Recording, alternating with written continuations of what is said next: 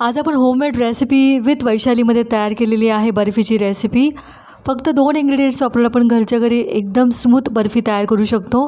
आणि ही बर्फी कशी तयार करायची ह्यासाठी तुम्हाला ही रेसिपी पूर्ण पाहावी लागेल। चला तर आपण आपल्या आजच्या रेसिपीला सुरुवात करूयात। तर फ्रेंड्स, आपल्याला लागणार आहे दूध। तर मी ते दूध गरम करण्यासाठी गॅसवरती कढई ठेवलेली आहे। कुठलंही जाड बॉटमचं भांडं आपल्याला कढई किंवा कढई म्हणा गरम करण्यासाठी, दूध गरम करण्यासाठी घ्यायचं आहे। आणि जर ते पसरट असेल तर आपलं दूध थिक होण्यासाठी किंवा घट्ट होण्यासाठी लवकर मदत होईल। त्यासाठी आपण जाड बॉटमचं आणि पसरट भांडं घ्यायचं आहे दूध बॉईल करण्यासाठी। हे मी 1 लिटर दूध घेतलेलं आहे आणि हे फुल फॅट क्रीम होतं। त्याच्यावरची मी क्रीम काढून घेतलेली आहे आणि त्यानंतर मी हे दूध बर्फी करण्यासाठी वापरणार आहे। तर विदाऊट क्रीम किंवा तुम्ही ते फ्रेश दूध पण घेऊ शकता बर्फी तयार करण्यासाठी। दुधाला पण छान बॉईल होऊन द्यायचं आहे। तर फ्रेंड्स, तुम्ही पाहिलंच असेल दूध आपलं छान बॉईल झालेलं आहे। आपण याला कंटिन्युअस हलवत राहायचं आहे।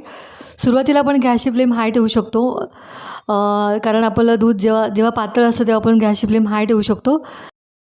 दूध आपलं छान बॉईल झालेलं आहे, तुम्ही पाहू शकता। आपण याच्यामध्ये साखर टाकून घ्यायची आहे। तर 1 लिटर दुधासाठी मी इथे 1/4 कप साखर घेतलेली आहे। तुम्ही तुमच्या आवडीप्रमाणे साखर कमी जास्त करू शकता, पण 1/4 कप साखर पुरेशी होते आपल्या 1 लिटर दुधासाठी। तर फ्रेंड्स, 1/4 कप म्हणजे आपला घरातला नॉर्मल चमचा, ते चमचे आपण 4 चमचे भरून साखर इथे वापरलेली आहे। आणि तुम्हाला जास्त गोड आवडत असेल तर तुम्ही 2 चमचे एक्स्ट्रा साखर ॲड करू शकता।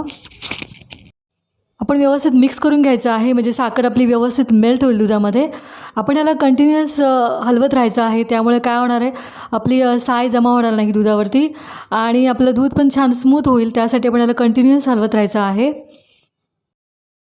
खवा छान स्मूथ तयार होण्यासाठी मी इथे 1 छोटा चमचा कॉर्नफ्लोअर घेतला आहे आणि हे कॉर्नफ्लोअर आपण थोड्याशा पाण्यामध्ये मिक्स करायचं आहे आणि ह्या दुधामध्ये आपल्याला मिक्स करत जायचं आहे। थोडं कॉर्नफ्लोअरचं हे पाणी आपण मिक्स करूयात आणि दूध पण आपण व्यवस्थित मिक्स करून घ्यायचं आहे। कॉर्नफ्लोअर घातल्यामुळे काय होणार आहे, आपला जो खवा आहे तो दाणेदार तयार होणार नाही, छान स्मूथ तयार होईल। त्यासाठी आपण इथे कॉर्नफ्लोअरची पेस्ट घेतलेली आहे। आपण हे कॉर्नफ्लोअर व्यवस्थित मिक्स करायचे। ह्या स्टेजला मी गॅसची फ्लेम मीडियम केलेली आहे आणि व्यवस्थित मिक्स करत जायचं आपल्याला हे कॉर्नफ्लोअरचं मिश्रण। तर फ्रेंड्स, 15 मिनटं झालेली आहे आणि तुम्ही पाहू शकता दूध आपलं छान अर्धं झालेलं आहे आणि एकदम क्रीमी स्मूथ आपलं दूध तयार झालेलं आहे। कॉर्नफ्लोअर घातल्यामुळे याच्यामध्ये दाणेदार अजिबात खवा तयार होत नाही आणि एकदम स्मूथ आपल्याला हे दूध मिळतं। तर तुम्ही पाहू शकता ह्या स्टेजला आपल्याला गॅसची फ्लेम स्लो करायची आहे, कारण की जर आपण ह्या स्टेजला गॅसची फ्लेम हाय ठेवली तर दूध आपलं खाली बॉटमला लागू शकतो आणि पूर्ण आपल्या खव्याला जळका स्मेल येऊ शकतो। त्यासाठी आपण गॅसची फ्लेम स्लो करायची आहे आणि स्लो फ्लेमवरती आपण याला कंटिन्युअस हलवत राहायचं आहे। आपण जर याला कंटिन्युअस हलवत राहिलो तर याच्यावरती साय येणार नाही आणि आपलं दूध छान क्रीमी तयार होईल। त्यासाठी आपण याला कंटिन्युअस हलवत राहायचं आहे। तर ह्याला बराच वेळ लागतो, 15-20 मिनटापेक्षा जास्त वेळ लागतो आपला हा खवा तयार होण्यासाठी। तर आपले हात पण दुखून येतात, तर 1 मिनटं आपण गॅस बंद करून थोडं हातांना रिलॅक्स देऊ शकतो। तर तुम्ही पाहिलंच असेल की दूध आपलं पूर्वीपेक्षा थोडं जास्त घट्ट झालं आहे आणि आपण हे बॉटमपासून असं सेपरेट करायचं, म्हणजे बॉटमलाच मेन ते करपतं किंवा जळतं। त्यासाठी आपण बॉटमपासून असं सेपरेट करत जायचं आहे आणि गॅसची फ्लेम मी पूर्ण स्लो केलेली आहे। तर तुम्ही पाहू शकता की कंटिन्युअस मी ह्याला हलवत आहे, त्यामुळे हे दुधाचं जे कन्सिस्टन्सी आहे ते एकदम परफेक्ट स्मूथ आहे सगळे साईडनी। आणि तुम्ही पाहिलंच असेल बाजूला पण दूध आपलं अजिबात जळालं नाही आहे, कारण ह्याचं कारण एकच आहे की मी ह्याला कंटिन्युअस मिक्स करत गेलेली किंवा हलवत राहिलेली आहे।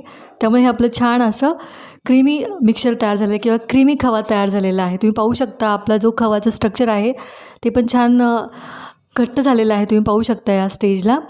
तर गॅसची फ्लेम मी स्लोच ठेवलेली आहे आणि आपल्याला कंटिन्युअस हलवत जायचं आहे। तर मी हातावरती थोडासा खवा घेतलेला आहे आणि तुम्ही पाहू शकता याचा छान बॉल तयार होतो, म्हणजेच आपल्या हाताला चिकटत नाही, म्हणजेच आपलं हे बर्फीचं मिश्रण एकदम परफेक्ट तयार झालेलं आहे।